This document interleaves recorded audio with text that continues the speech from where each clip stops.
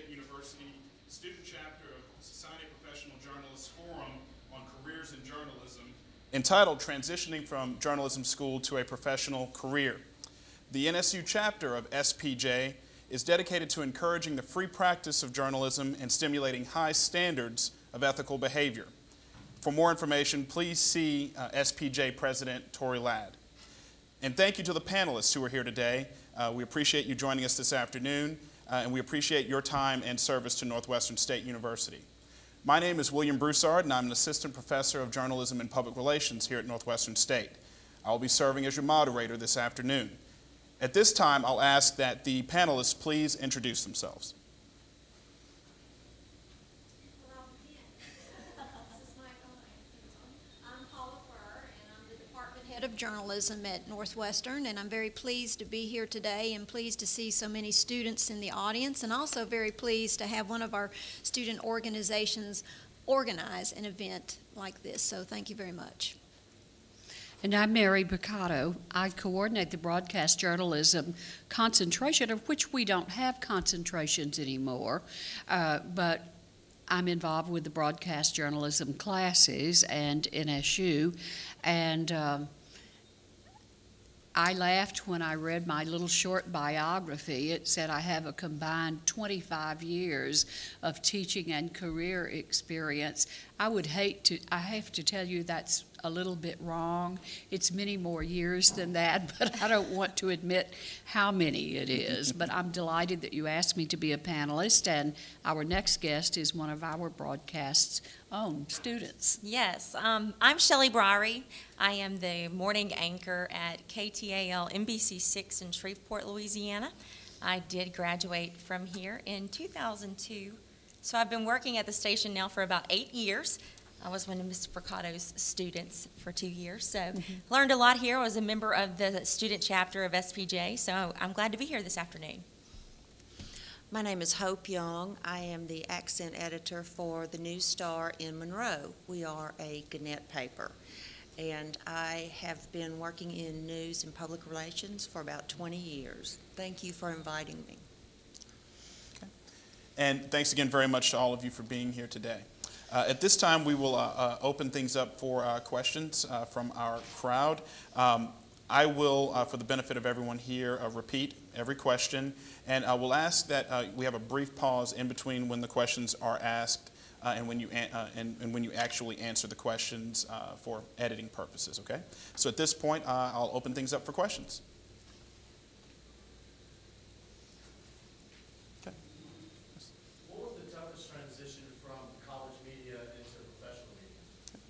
The question is, what was the toughest transition from college media into professional media?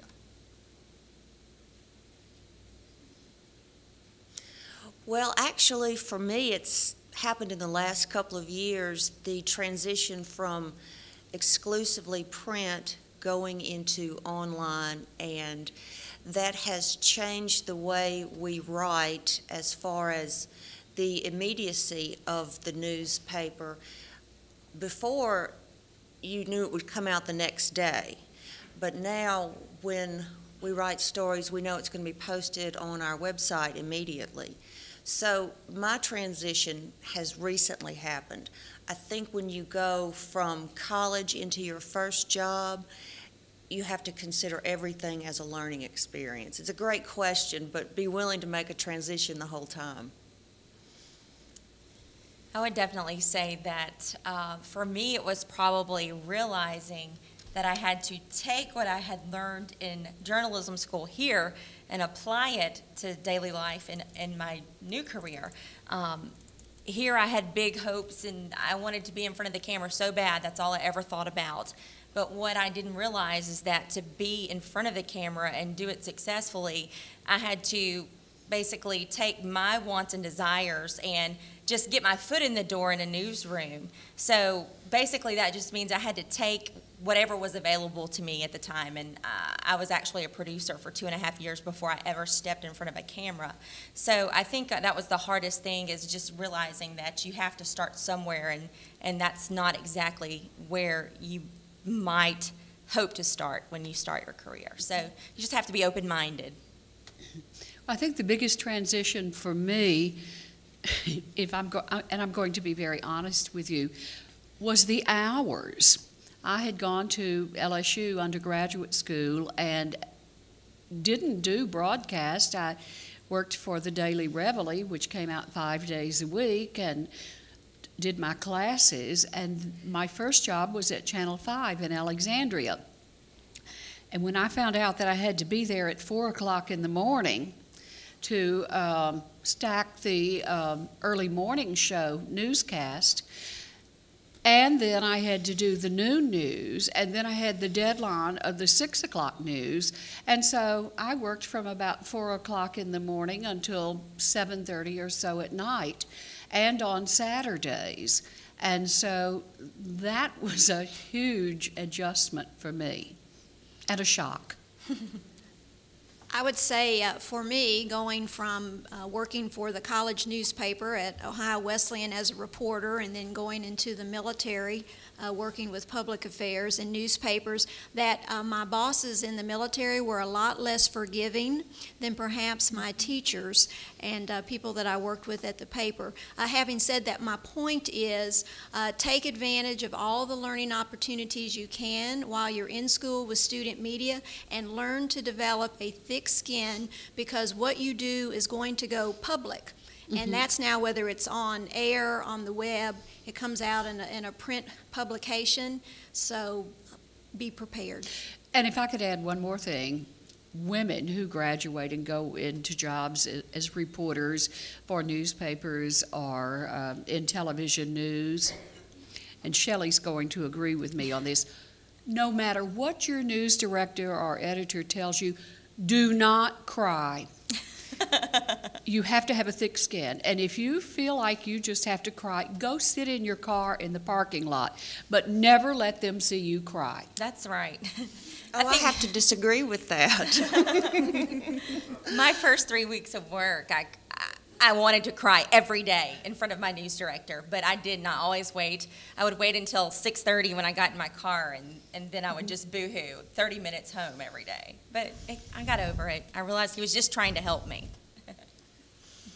The reason I disagree is, for my position as a feature writer and a features editor, I feel like the intensity of the emotions that the people I deal with is something I need to identify. For me, to cry at work, I warned them. I said, I'm a crier. If you say something really mean, I'll cry. But more than likely, if it's something so tragic or so touching, then I'll cry. So I think there is room, at least in my part of the newsroom, for some emotion. Would you say that there's a distinction between being in broadcast and being in a newsroom? Maybe there's a little more room for crying in the newsroom? Well, I think, I've cried over stories that I had to cover. But criticism can often be brutal, whether it's with the editor of the paper or whether it is with your news director.